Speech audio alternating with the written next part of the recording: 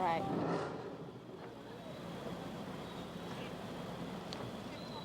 You tell me when you're ready. We're ready. Good afternoon. This morning at 11 a.m., when most town of Hempstead residents, like me, were at work, Supervisor SantiNO had held a State of the Town address with virtually no notice to the press, certainly with no notice to the public, and apparently no notice even to elected town council members Erin King-Sweeney and Bruce Blakeman.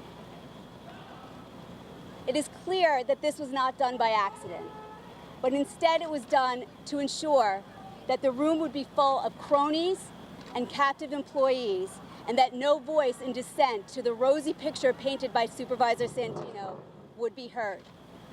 I scheduled this conference this afternoon to speak out as one voice in dissent on behalf of those running with me, Sylvia Cabana, Doug Mayer, and Sue Mahler, and the many residents who are so sick of a town government shrouded in secrecy. Things are not rosy in the town of Hempstead. In fact, what has become absolutely apparent is that our town government has become completely dysfunctional.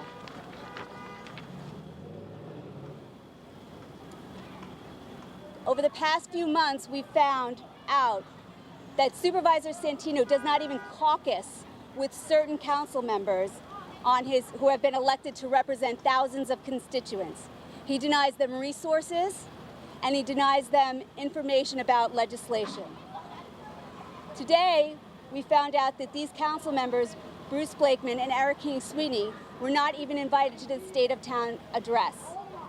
It has become clear that democracy is dying in the town of Hempstead.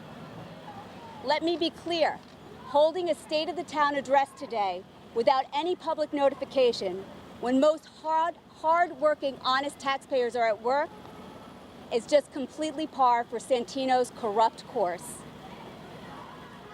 It is sad that our local government continues to operate in secrecy and takes every step possible to avoid answering local residents and even answering to his fellow members of the board. Let's talk a little bit about what Supervisor SantiNO said at his conference today. First, he'd have you believe that he's greatly improved the quality of life for residents in the town of Hempstead. He illustrates his devotion to the residents by pointing to sunscreen dispensers. I am the mother of 4 children. I am passionate about the use of sunscreen. However, if you look at these dispensers, it becomes clear they're festooned with Supervisor SantiNO's name, and that they're motivated not by a desire to prevent residents from getting sunburns, but to use taxpayer dollars to continue his relentless marketing. Next, Supervisor SantiNO addressed financial matters. He would like you to believe that he is slashing the costs of our government for taxpayers, but it's actually the other way around. As essential town employees who pick up our garbage and fix our potholes are dismissed, Tony's cronies and his inner circle get big pay raises. There's first Tony SantiNO's super senior policy advisor, Matt Coleman, who received a $40,000 raise this year and makes $150,000. Then we have SantiNO's personal chief of staff, Stephen D'Esposito, who also happens to be the father of sitting councilman Anthony D'Esposito. He just received a $23,000 pay hike and makes $169,000 a year.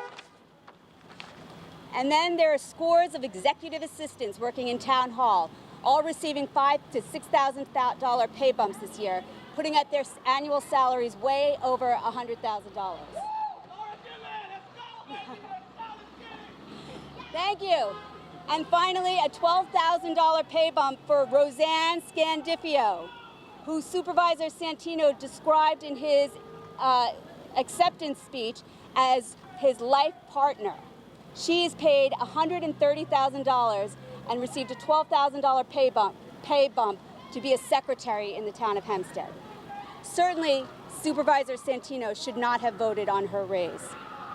SantiNO will have you believe that he's cutting the budget and has restored the town's credit rating. The truth is, we have received 3 bond downgrades by Moody's, including one under SantiNO's tenure. In fact, the administration refuses to release the financial audits of the town budget that would allow the public to see where the town actually stands. He touts a budget surplus, but will not release the financials, the audited financials that support that surplus.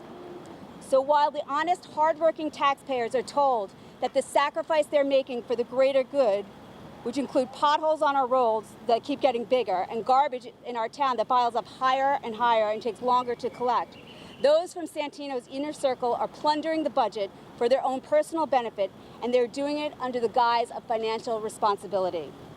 It is disgraceful, and it will end under my administration. Thank you. Any questions? Are you going to send out those numbers? The pay Oh, raise? sure, sure.